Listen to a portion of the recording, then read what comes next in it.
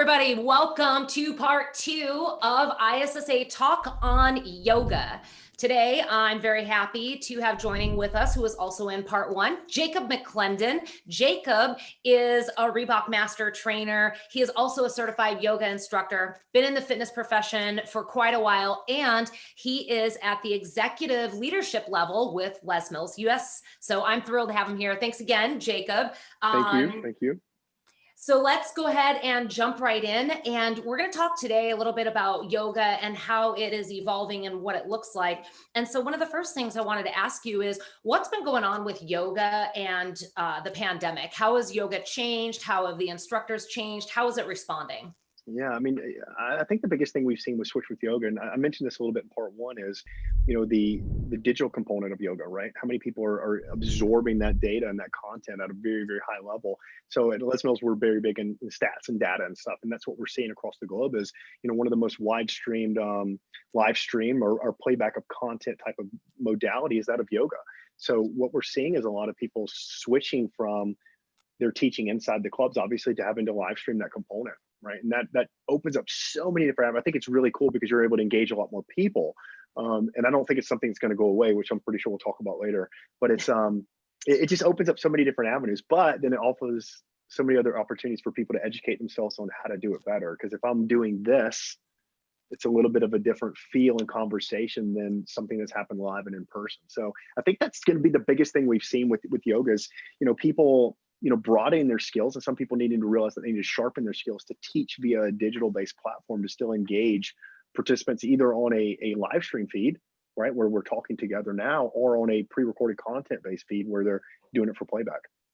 Yeah. So I love the clubs. You love the clubs.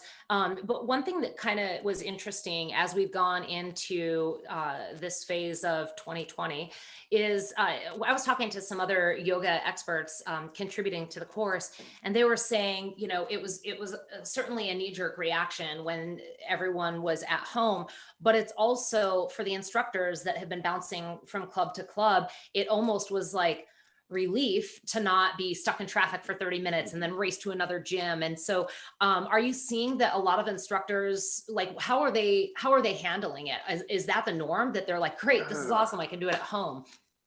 It's interesting because with my role with Les Mills, I work with the entire country, and it depends on the region, really, and it depends on the club chain you worked for before and what your position was.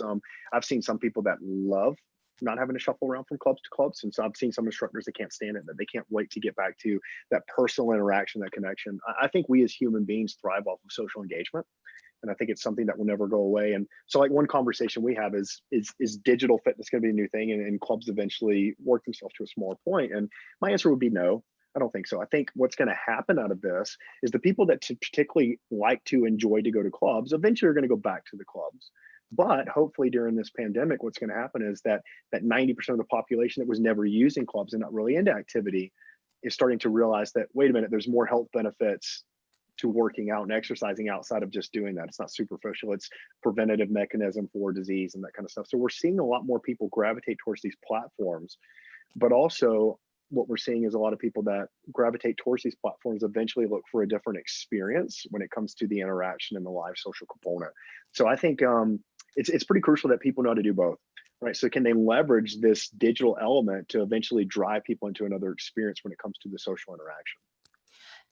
So you were just talking about how the people that maybe would have not previously been more likely to go to a club or not are going to go. So we're seeing a new influx of a different clientele or membership base. And then you said they might want different things. What are you either kind of predicting or already seeing that new influx of members are looking for? Yeah, it's interesting. So if you look at digital content absorption platforms, call it Les Mills On Demand, Fitness On Demand, Beachbody, any of those platforms that you look at, when somebody's new and they're at home and they're hearing all this stuff about you got to exercise, you got to do this, they're going to search and they're going to research. And then what's going to happen is they're going to stumble upon some stuff and probably find things they really like, find things that they don't like. And it's going to be a plethora of modalities. So then it's going to open up a whole other avenue that then rolls into the club-based setting of what's the consumer looking for? Because what we're seeing right now is about 45 to 50% across the country. Now, obviously, some regions are higher or lower, are readily coming back into the clubs and they're looking for instruction. right? So then what's going to happen, in my opinion, is come January or February, I think you're going to have a change in the market. I think the consumer is going to be a little bit smarter. They're going to be a little more educated about what they're looking for. And if you're the type of facility that offers a broader spectrum of training and modalities, let's take yoga, for example. Maybe people aren't looking for just the traditional yoga feel. Maybe they're looking for something that's sport specific. Maybe they're looking for yoga for runners. Maybe they're looking for yoga for recovery. So it's as you start to figure out what are those modalities and the things that the consumer is now looking for, clubs or individual trainers and are able to plug and play that into their practices to capture a wider span of network.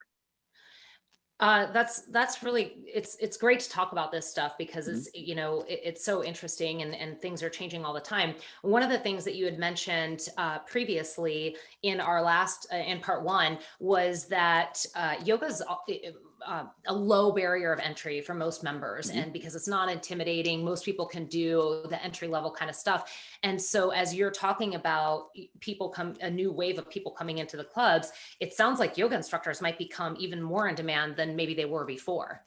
I would think so. I would think so. Just the classification of yoga instructor, but I also consider that they broaden that education level. What different types of customer can they service once again, right? So don't think about just the Sanskrit terminology that people sitting there working people through vinyasas and it's very hands off or hands on.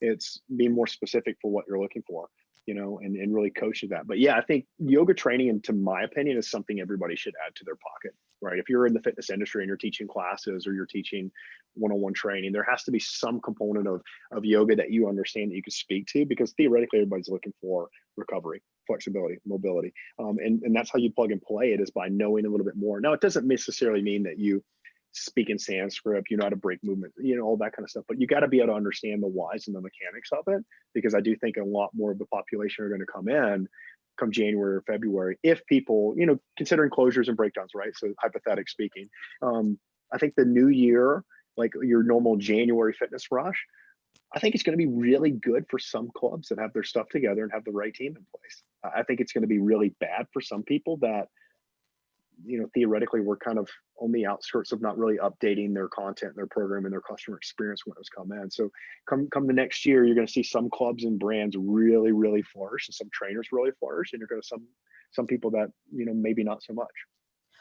What's great about fitness is that it's not going away in the wake of Nope. this pandemic. And people, we've talked about this also, in a world right now where they feel like they can't control a lot of things about their health, fitness and exercise is something that they can control. So even if they Agreed. can't go to the clubs, thank goodness there's these digital platforms. But it's like people are still gravitating even more towards fitness in this time right now.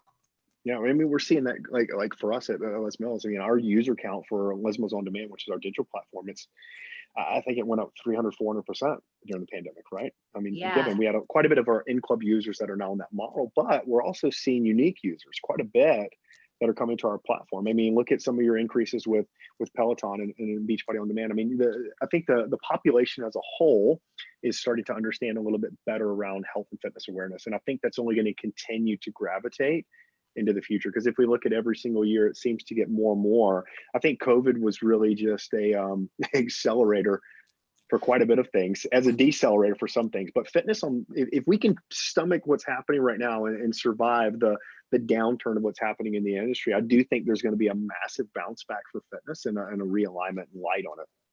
I do too. I do too. I think it's going to be even bigger than it was before.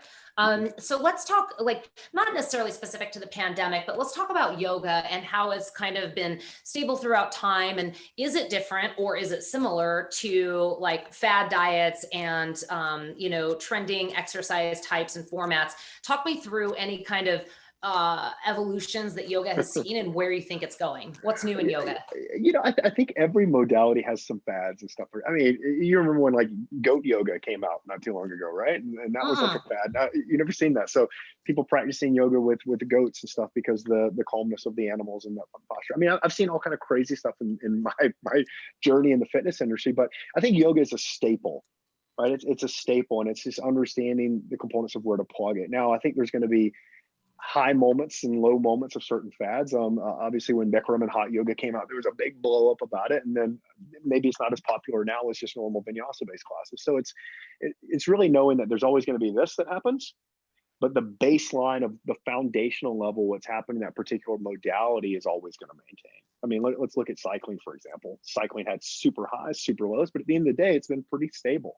And I think most of your well-known type of training modalities, yoga being a massive one of it, you're going to see some fads come and go, but just knowing that knowledge basis of how can you apply this is always going to be there. It's not going anywhere. I don't see people Yeah. eventually gravitating away from this type of training. No, just different applications of it. Totally agree. Well, we're about ready to wrap it up. I appreciate your take on yoga, what it looks like in this world. Last question for you. What's your favorite yoga pose, Jacob? Warrior two, actually.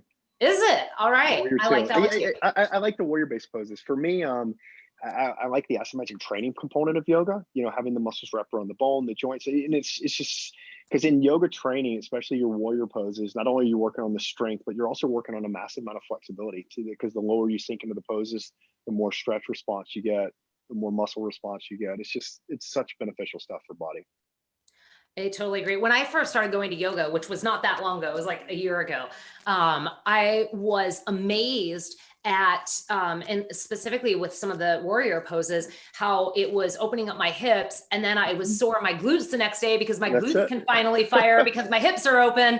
So I loved it. I was like, sold, let's do this. That's it. Yeah, I think, like for me, yoga, it did miracles for what I was trying to do with like Olympic lifting or even running or agility and stuff like that. I just think it's so many great applications for just like we said on the last session, just overall life or just physical fitness. What are you trying to do? It just has so many components that can be applied that other types of trainings really might not have an overarching benefit on. And then flexibility, mobility training certainly has that effect.